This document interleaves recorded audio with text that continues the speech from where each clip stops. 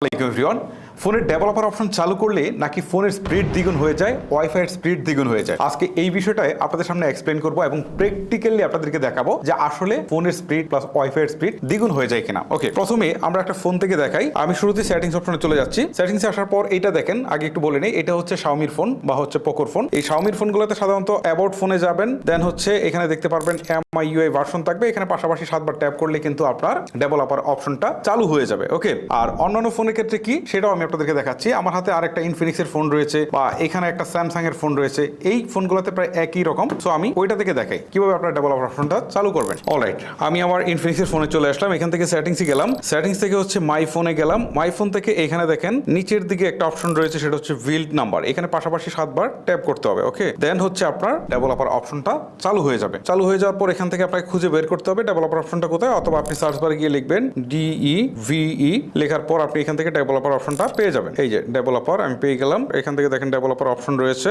Developer অপশনে চলে আসলাম। এখন আমি আপনাদেরকে আসলে দেখাই স্পিড বাড়ে কিনা। হ্যাঁ, আসলে কিছু কিছু জায়গায় স্পিড বাড়বে, তবে কিছু আপনি অসুবিধা ফেস করতে হবে আপনাকে। আমি আপনাদেরকে একটু করে দেখাই। এখানে দেখেন নেটওয়ার্কিং করে একটা অপশন আছে। এখানে হচ্ছে ওয়্যারলেস ডিসপ্লে সার্টিফিকেশন, তারপর হচ্ছে ইনেবল ওয়াইফাই, তারপর হচ্ছে ভার্বস লগইন। আপনারা যদি এই অপশনটুকু চালু করে দেন তাহলে আপনার ওয়াইফাইটা আগের চেয়ে অনেক দ্রুত কানেক্ট হবে, লগইনটা অনেক দ্রুত হবে। ওইভাবে স্পিড আসলে বাড়বে না। আপনি আসলে যে সার্ভিস প্রোভাইডার থেকে ইন্টারনেটটা নিয়েছেন সেখানে যদি স্পিড না থাকে তাহলে কিন্তু এই অপশন চালু করলেই আপনার ওয়াইফাই এর স্পিড খুব বাড়বে না, বাট এখান থেকে লগইনটা বাড়বে। আর তারপর হচ্ছে ওয়াইফাই স্ক্যানিং, এই অপশনটাকে আপনারা চালু করে রাখবেন, তাহলে ওয়াইফাইটা আপনি দ্রুত কানেক্ট করতে পারবেন। তারপরে অপশনটা দেখাই, এখানে হচ্ছে ডিফল্ট ইউএসবি কনফিগারেশন। এইটার কিন্তু একটা চমৎকার কাজ আছে। প্রায়শই আমাদের ডাটা ট্রান্সফারের জন্য কম্পিউটারে কিন্তু ফোনটাকে কানেক্ট করতে হয়, ঠিক আছে? যখন আমরা কানেক্ট করি তখন কিন্তু প্রত্যেকবার আমাদেরকে আসলে ফাইল ট্রান্সফারের অনুমতিটা দিতে হয়, বাট এইখানে যদি আপনি ক্লিক দেন, ক্লিক দেওয়ার পর যদি এই যে ফাইল ট্রান্সফার যদি এটা সিলেক্ট করে দেন, তাহলে যেটা হবে আপনি ইউএসবি কানেক্ট করার সাথে সাথে কিন্তু আপনার ফাইল ট্রান্সফারের জন্য এটা প্রিপেয়ার্ড হয়ে যাবে। আলাদা করে আপনাকে ফাইল ট্রান্সফার সিলেক্ট করতে হবে না। এই জিনিসটা আমি ইউজ করি, আপনাদেরও আশা করি যে অনেক বেশি কাজে লাগবে। ওকে, তারপরে দেখেন এখান থেকে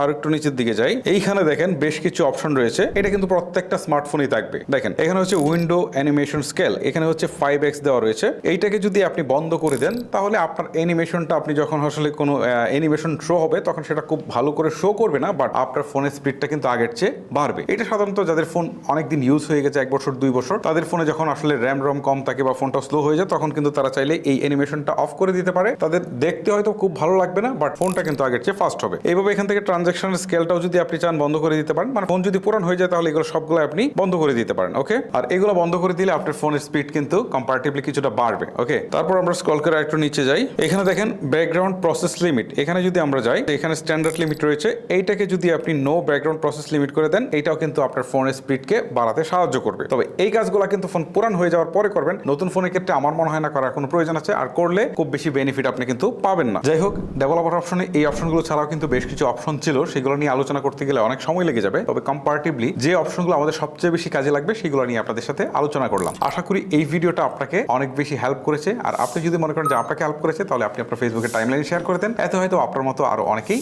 উপকৃত হবে। আজকের মতো আমি হিমেল এখানে বিদায় নিচ্ছি। আল্লাহ হাফেজ।